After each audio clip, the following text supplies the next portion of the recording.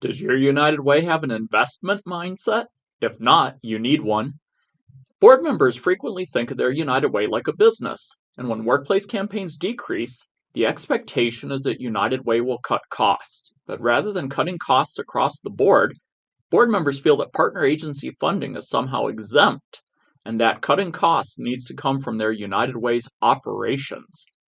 United Way's cut costs in many ways, including layoffs, reducing staff from full-time to part-time, not providing cost of living adjustments or raises, cutting benefits, eliminating marketing activities, canceling special events, reducing office hours, moving to a smaller office, no longer thanking donors individually, and even merging with other United Ways. United Ways that are continually cutting costs because of declining workplace campaigns have a cost mindset. United Ways with a cost mindset think what they do is like a manufacturer or a commodity business. They're trying to raise money and pass it through for the lowest cost possible. They want donors to give to them because they're a low-cost operation, which they often demonstrate by bragging about their low administrative costs.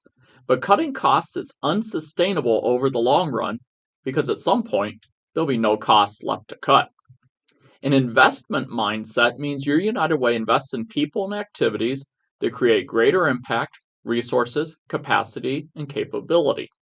Investing in people is not considered a cost for these United Ways.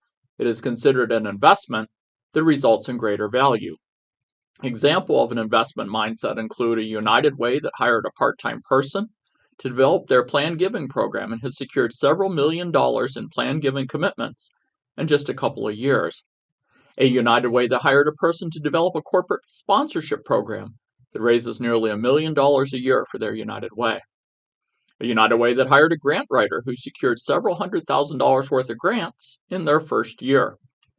And a United Way that outsourced their annual special event fundraiser to an event planner and raises 10 times the cost of the event planner's fee. Here are 5 steps for developing an investment mindset at your United Way. 1. Your board must commit to the long-term success of your United Way by not cutting costs. Take the amount of money that's raised and cover all of the operating costs of your United Way first. Second, allocate the remaining money to partner agencies. Do not make commitments for partner agency funding until you have the funds in hand and you have covered your United Way's operating costs. This may require a 1-year period where you do not make any allocations to partner agencies, so you will know how much money you have to allocate instead of hoping you'll be able to make your campaign goal. Third, invest in keeping great people. If you have great people on staff, don't lose them due to cutting costs. Nearly every week, United Way CEOs and executive directors tell me how they've lost a valued team member who left to take a better paying position elsewhere.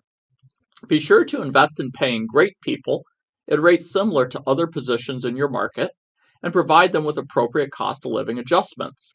This is especially true for one-person United Ways. The cost of losing a great executive director and having to find a new one will be higher in the long run than paying the executive director what they are worth to keep them. The big unseen cost of staff turnover is the time and effort required for the new person to start all over again creating relationships. Fourth, invest in diversifying your resources. Based on our research, workplace campaigns are not going to return to previous levels. They are going to continue to decline. This means your United Way should invest in people who could help you develop a planned giving program, a corporate sponsorship program, secure grants, or hold special events. These investments done correctly will always pay for themselves. And fifth, change the focus of your United Way from how many dollars are raised to how many lives are changed. Instead of a fundraising focus, adopt an issue focus. The best way to grow revenue is by focusing everything you do on addressing an issue, such as poverty, homelessness, or the graduation rate. You can do this by making it clear to donors what issue you are addressing, telling stories of how people are affected by the issue, and sharing stories of people who are no longer impacted by the issue. This approach to charitable giving empowers donors to change lives in their community, as they'll be able to see that their contributions result in fewer people living in poverty, more people who have a home, or more students graduating. An issue focus allows you to raise more money from grants, institutional sponsorships and support, plan giving, and special events in ways that are not possible when United Way acts as a middleman or a pass-through organization. The vast majority of your donors will support your United Way to do this work, and United Ways that have adopted this approach grow their revenue. A closing thought. When you fail to invest in your United Way, it's one of the top reasons why your United Way may fail. My name is Gary Goshinsky, and I'm the Senior Consultant at Perspectives Consulting Group. To learn more about how Perspectives helps United Ways like yours be relevant, sustainable, and impactful every day, visit www.focusperspectives.com.